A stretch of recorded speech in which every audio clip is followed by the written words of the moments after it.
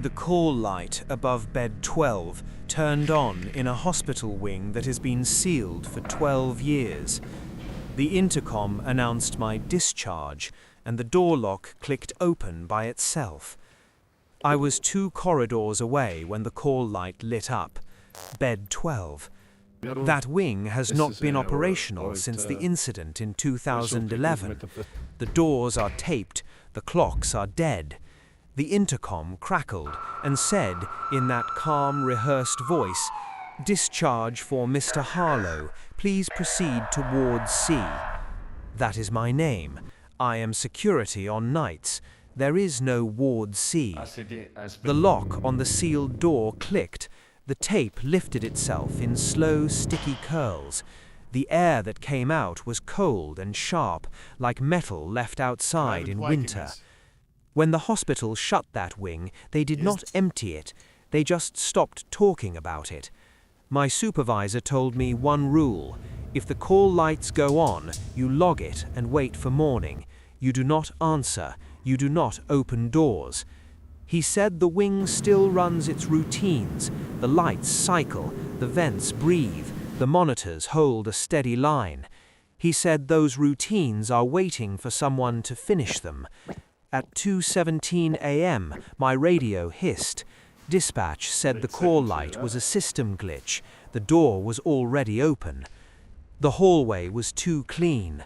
The floor wax was glossy and tacky, catching at my boot soles. The air smelled like bleach, damp paper, and something sweeter underneath, like overripe fruit. Curtains hung in stiff folds, and the plastic sheets on the mattresses had shallow dents, like bodies just left. A cart stood in the middle of the hall. On it, folded gowns, a stack of warm blankets, and a metal kidney dish with a thin ring of dried brown. A monitor beeped from behind a curtain. The rhythm was too steady, too patient. The call light above bed 12 blinked again. It was closer than it should have been. The charting station was lit, a single desk lamp, warm yellow, the only color in that wing. The computer screen was on. It showed a discharge order, typed at 2:17. Patient Harlow, Elias, room 12. The ink on the paper chart was still damp. The signature line was filled in with a looping hand I did not recognize. The pen beside it felt warm, like it had just been used. My skin stuck to it for a second when I picked it up. I heard a bed wheel turn, not rolling, turning. One soft squeak, the way a gurney pivots in a tight space. On the wall was the old census board, updated in dry erase marker.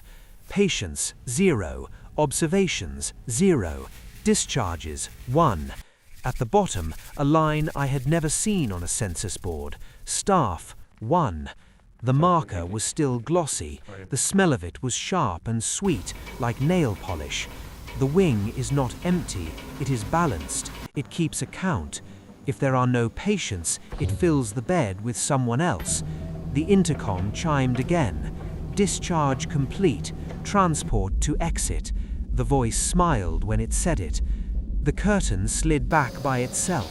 The mattress was bare, the vinyl shiny and cracked, still warm in the shape of a body.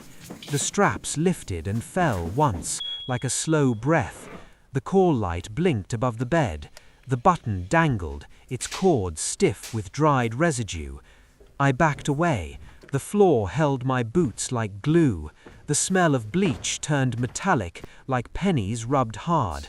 The bed frame shifted towards me with a soft clack, a patient gait without feet.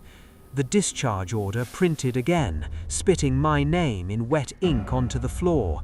The intercom said, "Please proceed to exit." It sounded closer, like it was inside my ribs. At 6:05 a.m., the day guard found the wing sealed again. Fresh tape, clean edges, the doors locked. The call light panel was dark. A new memo was pinned to the board. Ward C, cleared. Below it, a discharge sheet lay on my desk, already signed.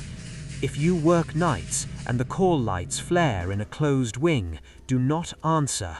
Log it, lock the door, let the ward count on its own.